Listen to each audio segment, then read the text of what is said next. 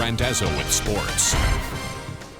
After a 12-win season and a Rose Bowl appearance, expectations remain sky high for the Iowa Hawkeyes. The road to another Big Ten West championship begins this Saturday. How the Hawkeyes will handle those expectations has been the question in Iowa City this offseason. Following their Orange Bowl seasons, Iowa went 9-3 and 7-5. But when it comes to this year's talented team, they say there's no looking back. It's a journey. It's week to week. There's so many twists and turns that can take place during the course of a year.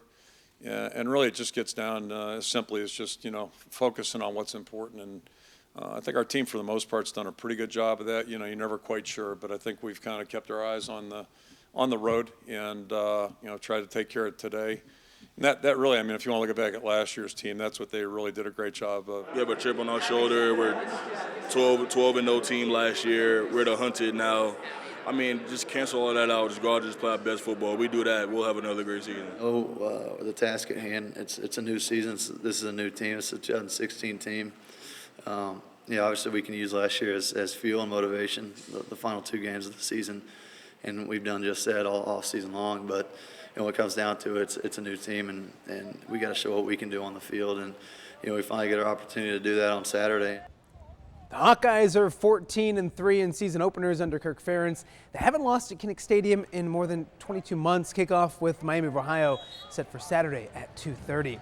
It was another busy Tuesday night of high school volleyball with full slates in both Iowa and Illinois. Let's start in the MAC. Pleasant Valley hosting North Scott. Set 1 in this one, Spartans with the lead, and adding to it, Taryn Bloomfield skying and slamming home the point.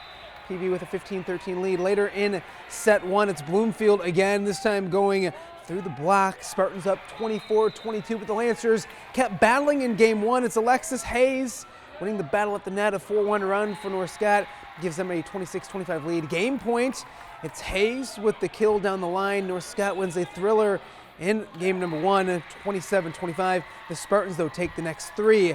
They go on to win it 3-1. Elsewhere in the MAC, Clinton takes Bettendorf to 5 games, but the Bulldogs extend their MAC winning streak to 29 matches, and it's West over Muscatine in 4. Let's hop the river. Moline welcoming Ottawa to new look Wharton Fieldhouse, and those brand new scoreboards looking awfully nice.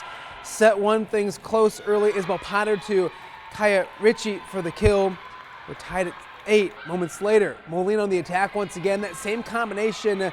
Potter to Ritchie for another kill. We're tied at 10. Moline would eventually pull away in game 1. Lacey McMillan, I should say, with the point down the line. Maroons up 12-11. They win game 1, 25-18. They sweep the Lady Pirates 2-0. Last night, the Cubs needed 5 hours to complete another crazy comeback at Wrigley Field tonight. They barely needed half that time. The Cubs hosting the Pirates at Wrigley Field in a game you saw on MyTV 8.3. Bottom 1, home team wasting no time. Anthony Rizzo, home run number 26. The 2-run homer gives the Cubs a 2-0 lead. Bottom 2, Cubs adding to it. Last night's hero, Miguel Montero, with the single to left field. Anderson Russell slides in just ahead of the throw. Montero would eventually get thrown out at second, but the Cubs still led 3-0. That was plenty for Kyle Hendricks. He fires 7 more shutout innings for a Major League Baseball best 2.09 ERA. Cubs win 3-0. That magic number down to just 18. The Cardinals played a little comeback of their own last night.